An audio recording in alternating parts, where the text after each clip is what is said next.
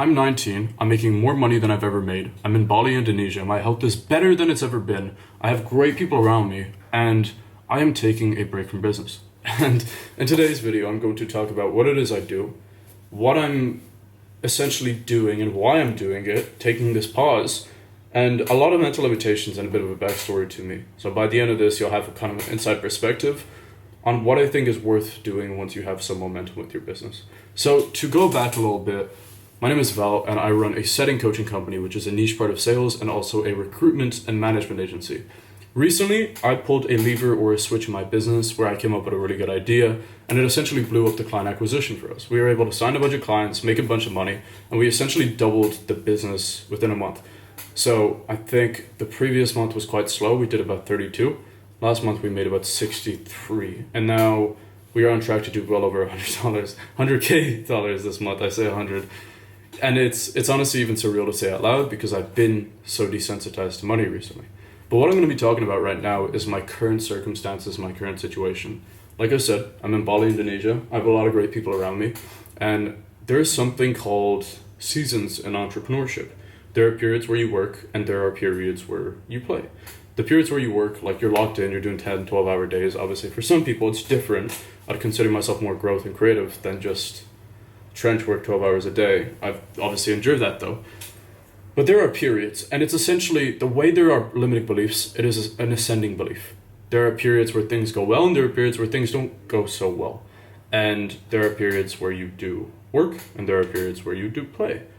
I'm in a period where I am doing very, very much work, and we are essentially scaling and growing the businesses. And then obviously in the next couple of months, maybe in a year or so, we'll go back to the play. We'll see what happens. But yeah, I think that was just worth saying. There is a lot going on right now in a sense of we know exactly what we need to do to get to where we want to go. Alex Hormozi says it's not about having the perfect strategy, it is about thinking you have the perfect strategy. And that just goes back to conviction. If you fully believe that your strategy is the right one, you will be able to get to where you want to go. Because in your mind, it just doesn't make sense for it not to work. The same way your name is Val, or my name is Val. If you told me my name is Tom, I'd say, no, it's not. If I told you this is going to work and you said, no, I'd say, no, it will. And I'd believe it so much, I'd have so much conviction, so much delusion, if you will, that it would work because I would just find out a way. Because in my mind, it is a concrete answer that it will work. And that obviously comes through years of trenches and entrepreneurship and whatnot. But yeah, essentially the business has been doing really, really well. We're able to double it. My personal habits have been better than they've ever been. In Bali, it's known for spiritual healing. My take on that is because you have such a big window. I operate on US UK hours-ish. I have such a big window where not really much goes on, where I can train, I can reflect, and I can actually think. I don't really doom scroll for the most part. I don't really use cheap dopamine. I guess we all do, but not as much as I definitely used to. And through doing so, I give myself a lot of time to just ponder and think subconsciously. And because of that, I come up with a lot of good ideas. I do a lot of reflecting. I figure out a lot of flaws in my businesses, a lot of flaws in myself. And I look and refer back to a lot of things going on in my life. Recently, out of curiosity, I got a therapist to kind of have a different perspective. And I know it sounds insane. If you want to go watch that video, you can. It was essentially everything is going well, so I got a therapist. It was to get a different perspective. And it's been intriguing, nonetheless. But what I'm trying to essentially say is I have more momentum in my life than I've ever had. I'm youthful, I'm healthy, which I'm very thankful to God for. I'm very grateful for what I have. I'm on track to be in better shape than I've ever been. I'm in a great environment, I have great people around me, and so on and so forth. And I'm not here to say it in an egotistical sense. I'm here to say that I broke a lot of my own mental limitations in being in the current circumstance I'm in. I used to believe that when things go well, things must go bad. And I've come to realize that that is purely a facade. Things can go well and things can also get better. Once you have enough momentum, if you just hold it up by sustaining good habits, that can very easily become your normality. And I think a lot of people don't realize that. And I'm really, really starting to experience that. In the past, when I'd get momentum, I'd start going to bed late, I'd start eating poor, I'd start neglecting training. And because of that, it would all come crashing down. But the thing is, momentum is purely mental. It doesn't actually physically exist. So for me to say I have momentum, I can psyop myself into saying I have momentum and then boom, all of a sudden I'm working harder so I get a better result. It's not about momentum. It's about feeling like you have motion because of the inputs you're putting, and then you get a better output. So it's purely a facade, to an extent, but it's a good facade. It's like an ascending belief instead of a limiting belief. So yeah, we're enduring a period right now where we have momentum. We've had it more than we've ever had, longer than we've ever had. And because of that, things are going well. But on top of that, I'm not letting myself get affected by it. And this is going to be funny. I'm going to go back into my lore a little bit. In the middle of the year, or early on in the year, I broke up with my ex to go all in. And I was in Marbella at the time. She was in Ireland, where I was born and raised in Galway.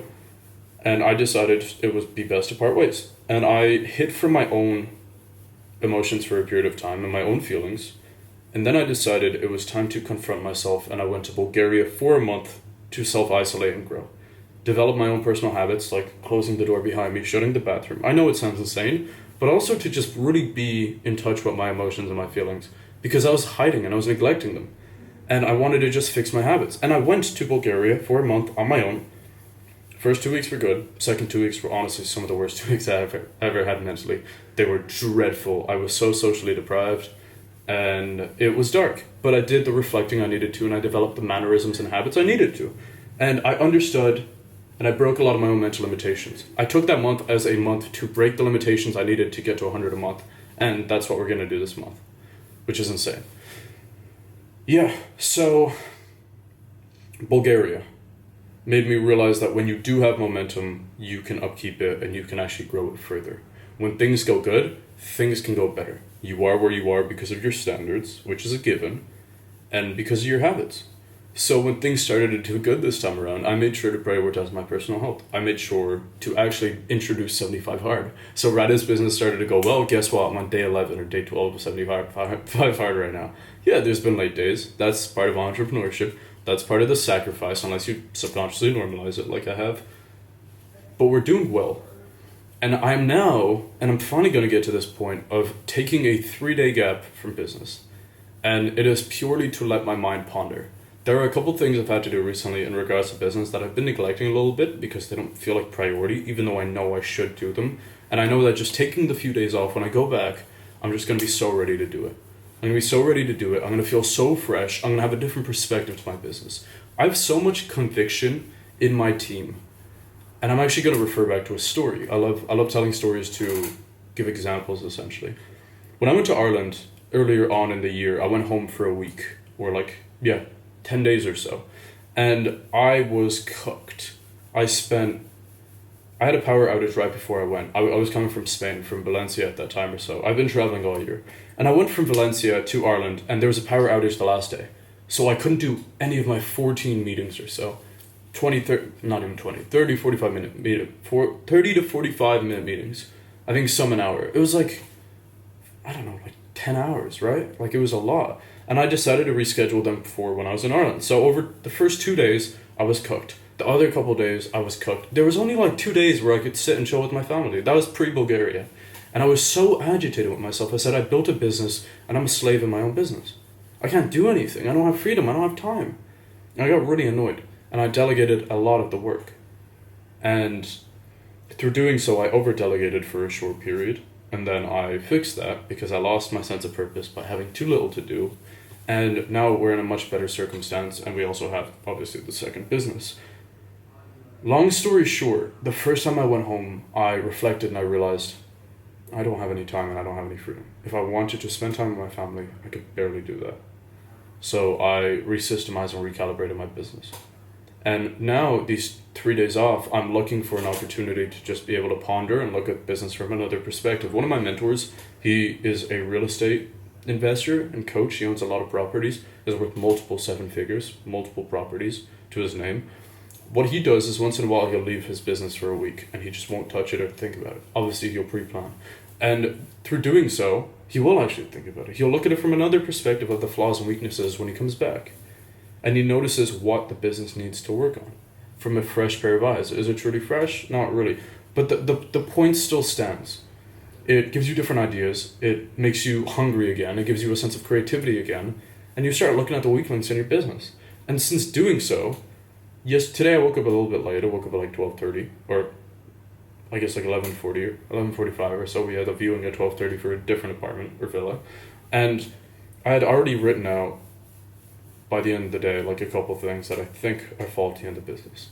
Places where we can maybe save money, some of the weak links on our team, some of the flaws, people that aren't contributing as much as they should. And it gives me curiosity, I suppose. I don't know if that's the right word. It just makes me realize it's so easy to get lost in the sauce and not really see what's going on. But this is interesting, you know? It's day one, so maybe there'll be more in the next few days, and I know there will. But I honestly strongly advise you do it, because even through doing so, yeah, I'm still checking my phone a lot, I'm checking my email, I'm cooked, you can't blame me, but I have a lot of conviction and faith in my team, and I think if I left things and I didn't, that would be a horrible spot to be in. But the fact that I can just walk away and say, yeah, my team got it, that's a really interesting position to be in. And it's also like foreshadowing, obviously, when you get a COO or CEO or senior managers or whatever it might be, and it is just cool. So I like it. I'm also reading a book right now called Surrounded by Psychopaths. It's a book about psychopaths, obviously, and it talks a lot about psychology and stuff like that, by Thomas Eriksson, who is a Swedish behavioral expert. Really, really good book. I strongly suggest you read it. Did you know 2% of the population are psychopaths, and in the States it goes up to like 5%. In the UK it's a little bit lower, which is interesting. But long story short, this is more of like a life update than a ponder video. Taking a couple of days to look at things from a different perspective will do you a lot of good.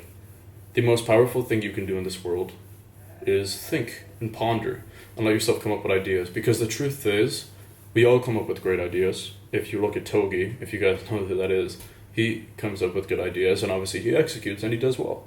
The worst thing you can do is have a desire, for example, to make money online and hide from that thought. Because what tends to happen, if you've obviously done it in the past, or what a lot of people do, is they have the idea, I want to make money online. And then they hide from that thought and they doom scroll, they distract themselves through short form dopamine or short, quick dopamine.